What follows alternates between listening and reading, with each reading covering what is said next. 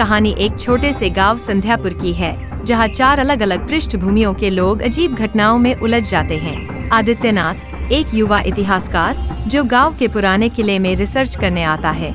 मीराबाई गांव की एक सीधी सादी लड़की जिसे अजीब सपने आते हैं। विक्रमादित्य एक पूर्व पुलिस अधिकारी जो किसी व्यक्तिगत कारण से गांव लौटता है। सियासी एक रहस्यमयी महिला जो अचानक गांव में प्रकट होती है और उसकी पहचान अज्ञात है।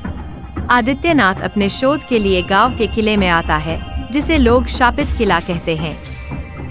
गांव में प्रवेश करते ही वह कुछ विचित्र अनुभव करता है, जैसे कि रात को किले से किसी के रोने की आवाजें और गांव वालों का अजीब व्यवहार।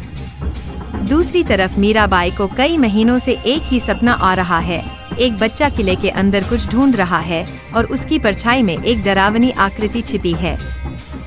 विक्रमादित्य जो अपने अतीत के अपराध बोध से बचने के लिए गांव आया है, आदित्यनाथ के साथ किले की जांच में शामिल होता है।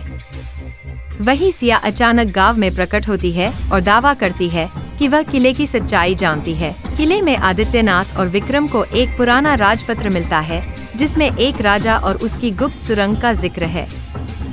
मीरा की तबीयत बिगड़ने लगती है क्योंकि उसके सपने और भी डरावने हो जाते हैं। सिया पर शक बढ़ता है क्योंकि उसके पास किले के बारे में हर छोटी बड़ी जानकारी है।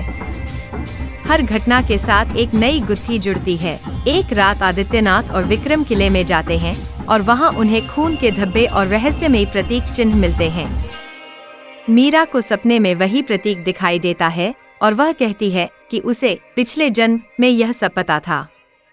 सिया को कोई किले के अंदर धमकी भरे संदेश भेजता है। आखिरकार चारों मिलकर पता लगाते हैं कि किले के नीचे एक गुप्त सुरंग है, जहां राजा ने अपने खजाने के साथ अपने सबसे विश्वासपात्र सेवकों को जिंदा दफना दिया था।